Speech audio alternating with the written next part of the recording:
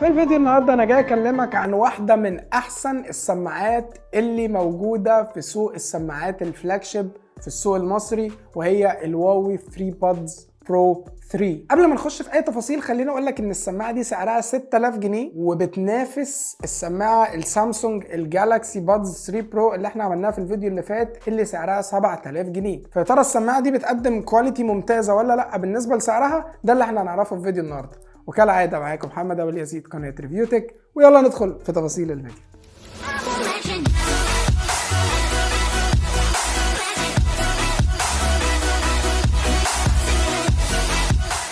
طيب تعالى كده نتعرف على السماعه الواوي فري بادز 3 برو مع بعض، ونبص نظره خلفيه كده على السماعه بتاعتنا والسبيكس بتاعتها اللي مكتوب عليها. واول ما بنفتح اول حاجه بتقابلنا هي السماعه نفسها، خليها على جنب. وبنلاقي تحت الكرتونة الصغيرة دي فيها برضو شوية أوراق، برضو ورق ملوش لازمة. وبتلاقي جوه الوصلة بتاعة الشحن من نوع USB-A ل USB Type-C. كعادة الوصلات بتاعة واوي البيلد كواليتي بتاعتها ممتازة جدا. وبتلاقي شوية اير تيبس، واللي هي أكتر من اللي موجودة في الجالاكسي باد 3 برو. يعني أنت عندك مقاس اكس سمول وسمول ولارج، والمقاس اللي راكب عندك في السماعة المقاس الميديوم. انا بالنسبه لي ركبت المقاس اللارج لان انا بحب الاير تيبس الكبيره، بتفرق اكتر في تجربه البيز والنويز كانسليشن. وخلي العلبه كده على جنب ملهاش اي لازمه، ونيجي للسماعه نفسها بقى هنا. واللي جايه بلون يا جماعه اسمه ايه؟ اسمه سيلفر بلو. وفي من تحت 3 نقط كده. عندك بص من الوش اللوجو بتاع واوي، ومن الظهر LED. وعلى فكره بتتفتح من الظهر مش من الوش. الوزن بتاعها كويس، البيلد كواليتي حلوه، بتشحن طبعا تايب سي. ولما تفتح كده هتلاقيها جلوسي وبتلمع كلها، حتى الكفر اللي فوق بتاعها ده يا جماعه بيلمع من جوه. شكله على الحقيقه جامد قوي قوي قوي بصراحه. وده منظرها كده. الستيم بتاعتها اللي تحت دي قصيره شويه، والبنش بتاعتها من الجنب من ورا مش من قدام زي الجالاكسي بادز 3 برو. ده شكل الاير تيبس بتاعتها، فيها مايكين من تحت في كل سماعه.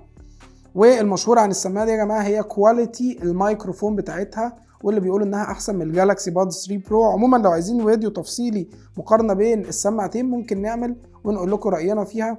وطبعا البوكس بيفتح ويقفل بسهوله وبسرعه جدا. طيب تعالى ناخد كده نظره سريعه على السماعه في الودن وتركيبها في الودن عامل ازاي، هل هي مريحه ولا لا. طيب السماعه دايركت ده منظرها في الودن، وهي اقصر بشويه حلوين من الجالاكسي بادز 3 برو. يعني البادز 3 برو كانت بتبقى واصله لهنا كده مثلا، ولكن هي هنا اقصر. طبعا الثبات بتاعها في الودن ممتاز جدا، بتقدم برضو كواليتي نويز كانسليشن ممتازه. ولكن البادز 3 برو كانت احسن منها سيكا. طيب بالنسبه للديزاين بقى، لو اول حاجه نتكلم عليها الديزاين، انا عجبني الديزاين بتاعها قوي قوي قوي بصراحه. الشكل بتاعها وكمان الالوان بتاعتها اللي موجوده، يعني السيلفر بلو، واللون التاني اللي هو السيلفر جرين اللي هو شبه اللون المنت جرين شويه، واللون الاسود كمان بتاعها شيك قوي قوي قوي. الشكل الجلوسي اللي هم عاملينه في السماعه ده فارق فيها قوي. وكمان لون الاير تيبس بنفس لون الجسم بتاع السماعه، فالاتنين بيماتشوا مع بعض. كلمة واوي اللي مكتوبة ورا دي شكلها حلو، الديزاين اللي هم مقدمينه هنا جميل قوي. والسماعة ملهاش السن البوز اللي كان مضايقني في الجالاكسي بادز 3 برو. فبصراحة الديزاين بتاع السماعة هنا احسن بكتير، وحطيتها في الكيس عجباني اكتر بصراحة. بالنسبة بقى لكواليتي النويز كانسليشن، بتقدم كواليتي نويز كانسليشن محترمة قوي. ولكن في الجالاكسي بادز 3 برو كانت احسن سنه. بس هي هنا النويز كانسليشن بتاعها ممتاز في الاجواء الخارجيه. لو انت في باص او خارجي او راكب مترو او كده، الاصوات الخارجيه بتقل بنسبه كبيره.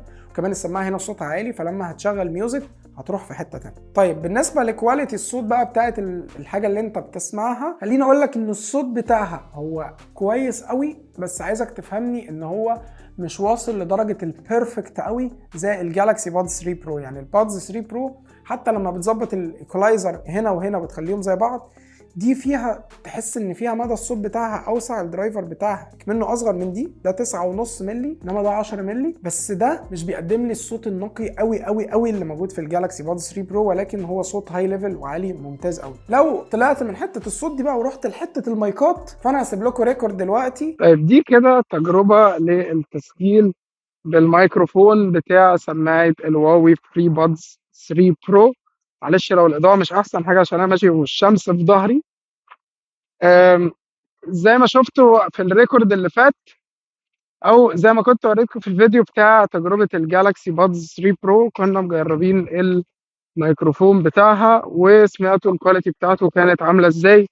تقدروا تبقوا ترجعوا له من الاي اللي فوق تسمعوا الكواليتي وتقارنوها بكواليتي الميكروفون بتاع السماعه دي وتقولوا لي اني احسن. انا عن نفسي عجبني بصراحه الميكروفون بتاع الواوي، واي حد بكلمه لما برضو كنت بسمع الناس الفرق بين التو مايكروفونز قال لي ان الواوي بتقدم كواليتي ميكروفون احسن من اللي بتقدمها الجالاكسي بادز 3 برو. طيب زي ما سمعتوا وزي ما الناس كلها لاحظت واتكلمت، اللي كنت بكلمه مثلا في الموبايل او كده كانوا بيلاحظوا ان صوت السماعه دي في الميكروفون احسن بشويه عن البادز 3 برو، مع ان الستيم بتاعت البادز 3 برو اطول سيكا وواصله لتحت شويه، بس السماعه دي بتقدم كواليتي ميكروفون ممتازه على الفئه السعريه بتاعتها.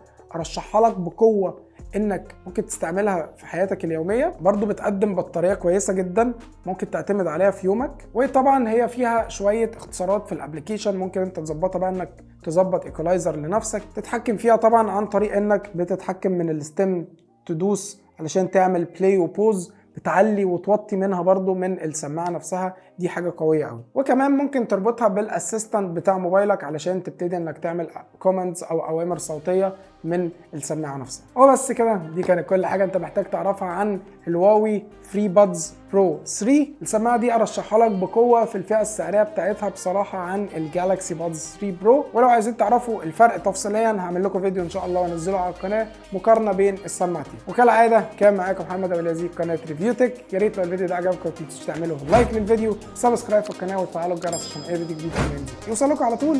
ونتقابل في الفيديوهات الجايه والى لقاء اخر ان شاء الله. سلام.